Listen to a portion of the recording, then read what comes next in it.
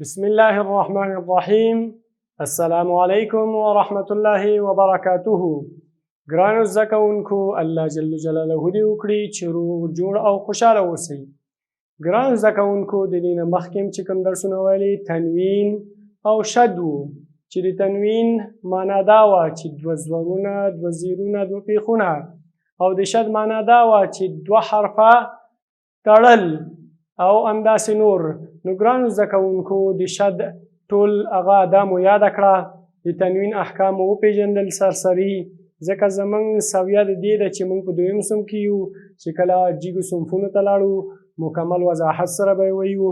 نو ګرانو زده کوونکو، اوس راځو موږ او تاسو د الف تلفظ ته، د الف ادا ته، د الف ادا کولو ته، چې زموږ او ستاسو ګرانو شاګردانو نننی درس څه شی دی؟ د الف تلفظ ده. خو ګرانو زده کوونکو، تختې ته راشئ او ما سره په تخته کې اوسئ. ګرانو زده کوونکو، مضمون مو څه دی؟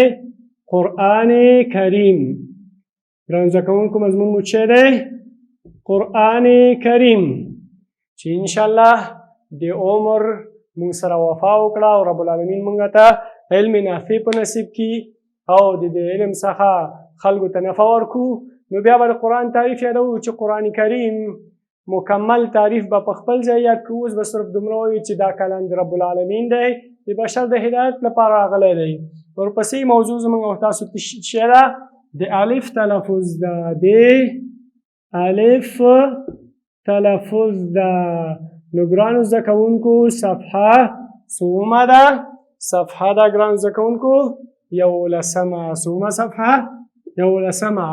ساعت درسي مو دی اول ساعت. ګرانو زده کوونکو، راځو ګرانو زده کوونکو اوس الف ته. مخکې له دې نه ما مخکې هم تاسو ته ویلي وو چې ګورئ الف چې موږ کله ګورو په الحمدو کې یا په نورو ځایونو کې داسې به وایو چې دا الف نه بلکې حمزه د الف په شکل کې ده. لکه مخکې ما تاسو ته مثال درکړی، بیا یې هم وایم انتم انتم. ګرانو زده کوونکو، دا اوله حمزه چې ده د الف په شکل کې ده، دویمه حمزه چې ده د خپلې حمزې په اصلي شکل کې ده. دواړه حمزې دي، دواړو اداګانې یو شی دي. انتم انتم. نو راځو ګرانو زده کوونکو اوس خپل درس ته چې الف به سره خم تلفظ کوو. ما مخکې ویلي وو، بیا هم تکراروم ګرانو زده کوونکو، او تاسو په یاد ولرئ چې الف په ابتدا کې نه راځي. الف به یا په منځ او یا په آخر د کلمې کې، منځ او یا آخر. لکه ما ان، ما ان دا منځ کې ده. یا په بل مثال کې علیمون، علیمن، حکیما، حکیما. دغه دوه زورونه په الف باندې تغییر شول په آخر کې. او اربا، با چې اول با نه وروسته الف په منځ کې ده او بیا په آخر کې دغه دوه زورونه په الف تغییر شوي دي چې په آخر کې راغلی.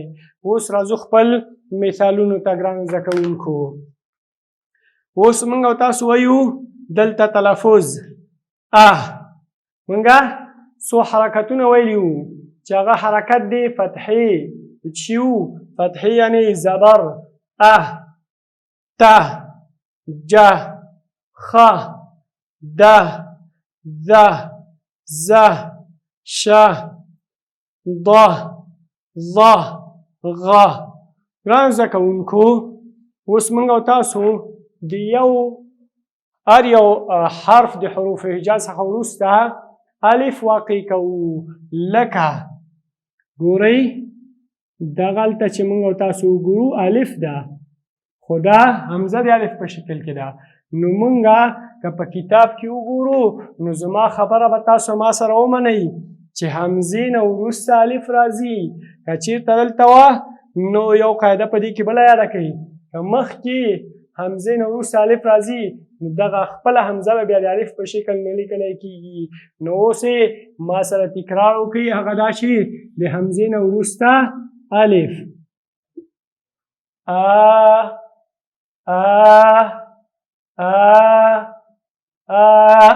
او د ب نه وروسته الف د ب نه وروسته الف با که موږ وایو همزه الف زبر همزه الف زر او که په قاعده عربي سره به وایو نو همزه الف فتحه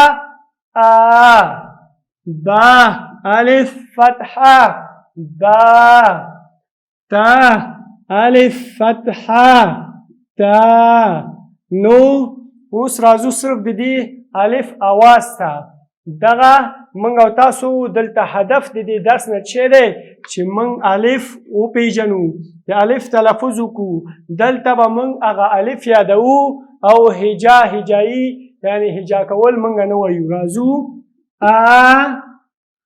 با تا ورپسې حرف تا سا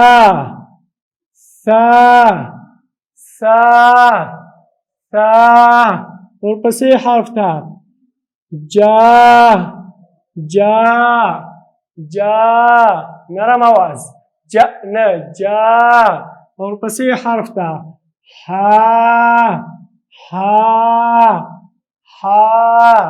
ورپسې حرف تا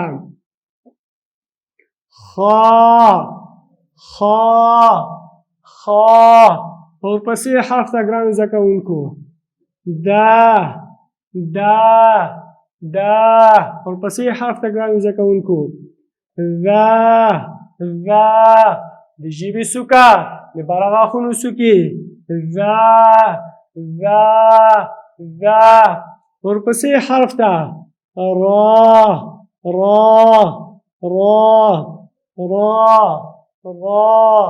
را دوه حرکته ورپسې حرف ته ګرانو زده کوونکو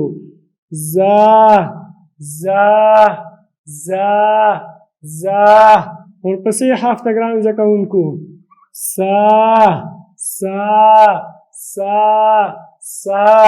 ورپسې حرف ته ګرانو زده کوونکو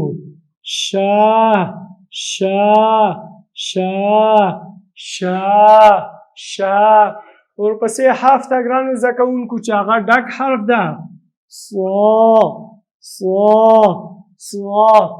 څو ډک حروف هم وویل ګرانو زده کوونکو چې په ډکه خوله ادا کېږي ورپسې حرف ته ګرانو زده کوونکو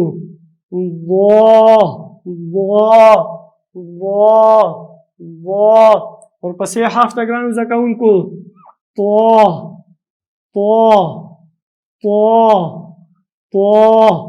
ورپسې حرف ته ګرانو زده کوونکو ګرانو زده کوونکو ورپسې حرف ته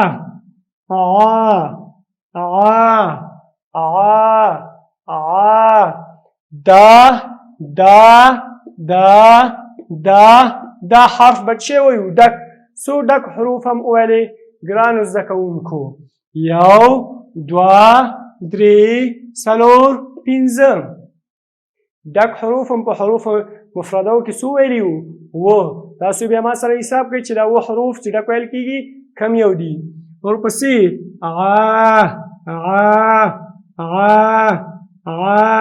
ورپسې حرف څه ده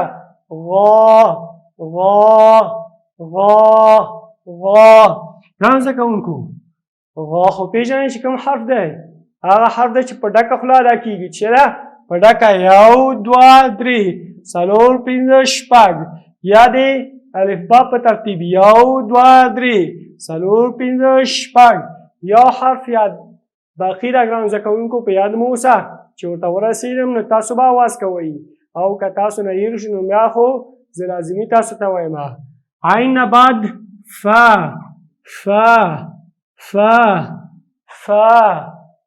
ځکه چې الف ده هغه نه بعد ده ګرانو زده کوونکو زما د اواز نه پېژنئ چې دا حرف هم ډک ده 1 2 3 4 5 6 و حروف د هغه نه وروسته الف هم ډک لکه هغه په لآلی للبیان کې یو کتاب د ګرانو زده کوونکو بیا به انشاءالله تاسو نومونه یاد کړئ چې پاکې وایي چې اذا جاور حرف مفخم فیکون الالف مفخمه. کله چې الف دی غټې مثالیه حروفو نه وروسته راشي الف همدک ویل کېږي. که د مثالیه نه علاوه د نورو حروفو څخه وي هغه به تش ویلی کېږي لکه ا با تا تش ده اما خا فا با قا وا غا قا دا چې ویل کېږي ټک ویل کېږي. ګرانو زده کوونکو ورپسې چې کوم حرف ده هغه د چی حرف ده هغه د کاف حرف ده. ګرانو زده کوونکو هغه سره رقم لیکو ورسره فتحه کا کا کا کا کا.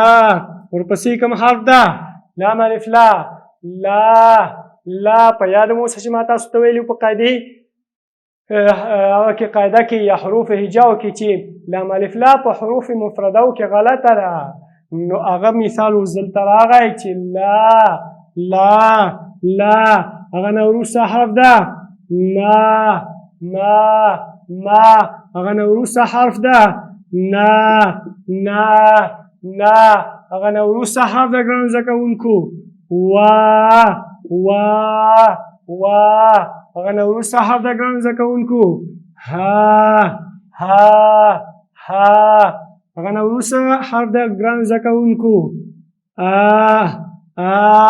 چې هلته مو دلته هم تکرار شو.